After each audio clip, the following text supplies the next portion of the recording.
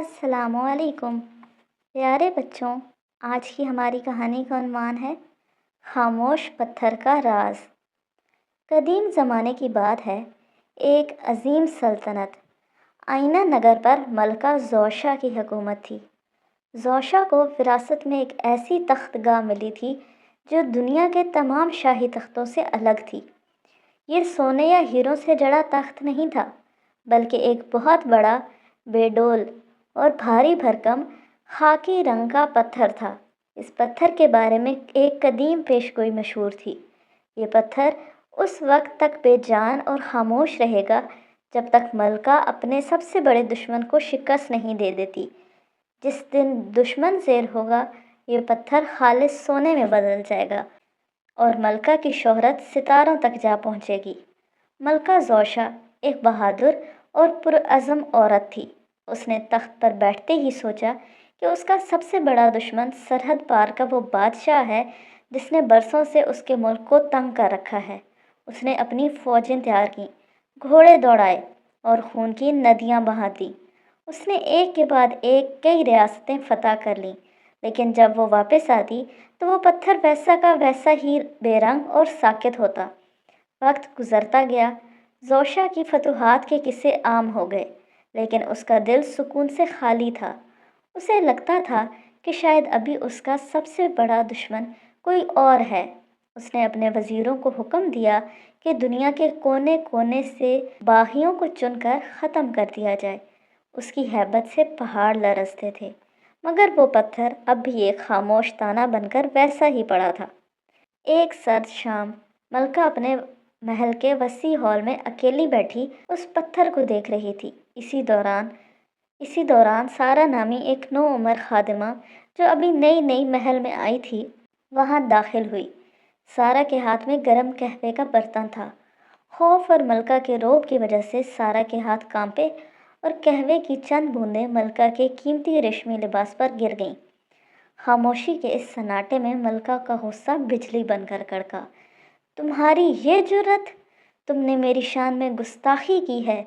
ملکہ نے تلوار نیام سے باہر نکال لی۔ سارا خوف سے فرش پر گر پڑی اور رونے لگی۔ ملکہ عالیہ، مجھے معاف کر دیں، میں ڈر گئی تھی، مجھ سے بھول ہو گئی۔ ملکہ کی تلوار سارا کی گردن کے قریب تھی کہ اچانک اسے اپنا بچپن یاد آ گیا۔ اسے یاد آیا کہ سالوں پہلے جب وہ خود شہزادی تھی تو اس سے بھی ایک بار اپنے باپ کے سامنے ایسی ہی غلطی ہوئی تھی۔ اس وقت اس کے باپ نے اسے گلے لگا کر کہا تھا، بیٹا، غلطی انسان سے ہی ہوتی ہے، فرشتے یا پتھر خطا نہیں کرتے۔ زوشا کے ہاتھ رک گئے۔ اسے ایک عجیب سا احساس ہوا۔ اس نے سوچا، میں نے ہزاروں لوگوں کو قتل کیا، سرحدیں فتح کی، لیکن میں آج بھی ایک چھوٹی سی خادمہ کی ایک چھوٹی سی خطا کو برداشت نہیں کر پا رہی۔ میرا دشمن باہر نہیں، میرا دشمن تو میرا اپنا غرور ہے جو مجھے کسی کے سامنے جھکنے یا کسی کو معاف کرنے نہیں دیتا۔ پورے دربار میں سناٹا چھا گیا جب ملکہ نے اپنی تلوار واپس نیام میں ڈالی۔ وہ تخت سے نیچے اتری، اپنے گھٹنوں کے بل بیٹھی اور سارا کا ہاتھ پکڑ کر اسے اٹھایا۔ ملکہ نے دھیمی آواز میں کہا، ڈرو مت، معافی تو مجھے مانگنی چاہیے، کیونکہ میں بھول گئی تھی کہ میں بھی تمہاری طرح ایک انسان ہوں اور مجھ سے بھی غلطیاں ہوتی ہیں۔ آج میں نے تمہیں نہیں بلکہ اپنے اندر کے اس تکبر کو شکست دی ہے جو مجھے اندھا کر چکا تھا۔ جیسے ہی یہ الفاظ ملکہ کی زبان سے نکلے، ہال میں ایک روشنی پھیلی۔ وہ بھاری بھرکم بدصورت پتھر اچانک پگھلنے لگا اور دیکھتے ہی دیکھتے خالص چمکتے ہوئے سونے میں بدل گیا۔ اس سے ایسی روشنی نکلی جس نے پورے محل کو منور کر دیا۔ ملکہ زوشا سمجھ گئی کہ دنیا کو جیتنا آسان ہے، لیکن اپنی انا اور تکبر کو شکست دینا سب سے بڑی مہم جوئی ہے۔